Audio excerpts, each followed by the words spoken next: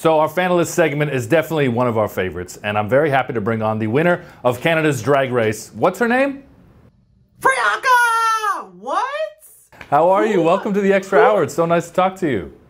You know, the hour is always better when it's extra. Well, we're very extra here on this show, definitely.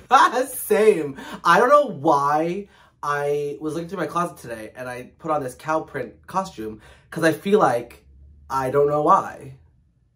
Hey, it's a good look. I mean, I ask myself often why I'm wearing the things that I'm wearing, but you always look great. I feel like we're making history here. I don't think there's been a drag queen on a sports analyst show before. Never. And what's actually wild is one of my best friends is a sports analyst, so now I'm coming for her job. I'm coming for your gig. That's right, right. Well, I feel like you could probably give me and Alex Despatie a really good drag name. Yes. Okay. I have prepared my entire life for this, actually. Am I able to, like, kick this off with your official drag name? Do it. Yes. This is the official. Okay. I have to look at my notes because I was, like, doing research. I called around. I called RuPaul. And, the one... So you're Portuguese, I heard. Yeah. I am. And the drag name that I'm giving you, because I Googled Portugal and sardines came up. So your drag name is... Sardinia. or other alt option is Lesbon. Okay. Okay. Because like Lisbon, Portugal, shout outs to all the lesbians out there. You know what I mean? Like, of course. It's very inclusive. I got it. Very inclusive. Very inclusive. I think I lean towards Sardinia because it also sounds like it'd be a Brazilian soccer name. I lean towards that. What about Despatie? What about Alex? Alex... Oh, my little angel Alex. The name that I came up for Alex is... okay, this is hard to say. Putina Putana. I think that's it. I think it's difficult to say, but also you're not going to get one better than that. Nothing will ever top that. That is going to be like season 15 Canada's Drag Race winner, for sure. Well, what are you watching when the Olympics come around? What's on your TV? Figure skating all the way. Because figure skating is like drag. Literally. Like, it's literally watching drag. It's costumes, it's storyline, it's music. It's like, you know, a little bit of holding your breath when they're like throwing up in the air and they're like spinning around and stuff. I would say that. Also, in my previous job, when I was a kids television host, I interviewed so many figure skaters. So I feel like I'm one with the figure skater. Okay, so the figure skating, did you watch the figure skating competition at these games and all the controversy surrounding Camila Valieva and the ROC? Oh, we're going there? We can go there. This show. I love this show. Oh, I'm watching it. It's everywhere. It's everything that everyone's talking about. It's shocking. How do you feel about it? You know what? It was pretty dramatic. It was shocking just in the sense that this 15-year-old girl was at the center of this worldwide controversy. But you know, when you're looking at a situation like that, I don't think you can blame the athlete in question. You got to look at the coaches and the people around her, and that's really the sad part. Is that the athlete who ended up finishing fourth, Valieva, in the women's skate after coming in as a favorite. You know, this cloud over her was in large part really out of her control, and it's just a really sad situation all around, not just for her and the Russian skaters on the team that are clean athletes and are clouded with this scandal again, but the other skaters in the competition.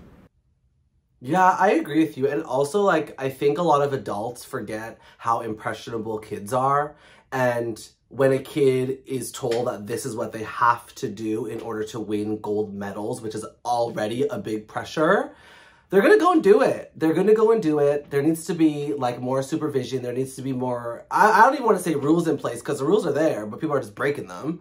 I think it's a scary and it's actually a sad thing. Like, yes, it's scandal, and yes, it could be sensationalized, and yes, it's, like, in a really messed up way, it's fun for people to talk about because that's what the news is, headlines for us to talk about. But when you actually think of the root of the situation, this poor child that's being told that this is how to be successful, it's awful. We see it happen to so many child stars.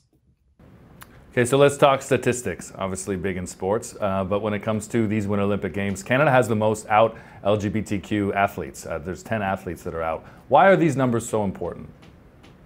You know what?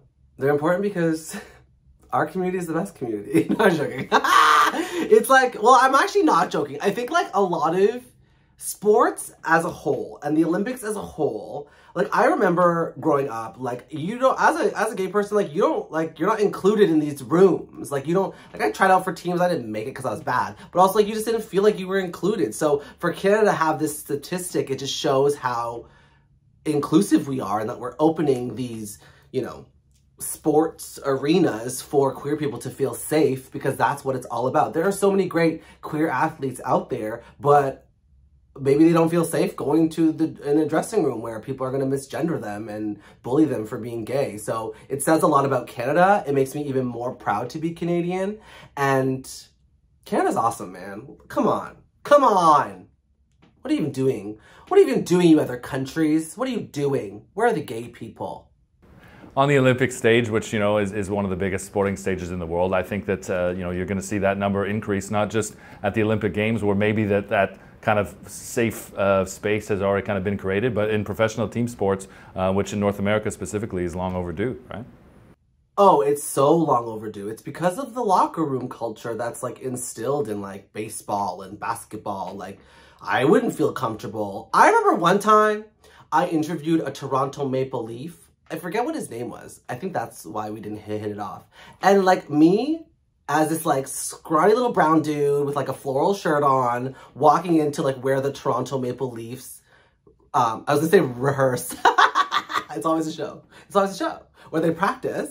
It was awkward. I was like, this reminded me of being like in high school and being bullied, being like, you must be gay. You sound like a girl. I was like worried that that was gonna happen. So there is a lot to say about like, we have to just put a little bit more work in making everyone feel included and accepted, and just like create safe spaces for people, and not let that just be, you know, on Church Street in Toronto. It needs to be everywhere. I'm all about that. And you've inspired a lot of people. You started a lot of great conversations. I'm really glad we could talk sports here. And I know that everybody wants to know, where can we see you next? What are you up to now? Well, you are an icon, and you have to come see one of my shows. I'm actually embarking on a cross-Canada tour starting the end of March. We're going everywhere. Toronto, Ottawa, Thunder Bay, Halifax, Moncton, Saskatchewan, Vancouver. Everywhere, I'm going to be there performing, showing everybody why I won Canada's Drag Race, and you have to come and see me. And also, I have music out there. I charted. I was named one of CBC's breakthrough musical artists, so come find your girl and listen to my music. You too. That means you have to listen and learn all the words to all my songs. Do you promise? I'm down. I will be there. I promise. Yeah, absolutely. Well, I'm really glad we got to add you to one of CBC The Extra Hour's top finalists. So, Priyanka, thank you so much. Thank you for having me. I appreciate it. Love you. Mwah.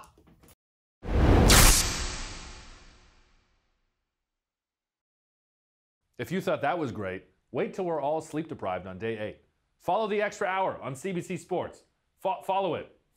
Follow, where is it? Is it there?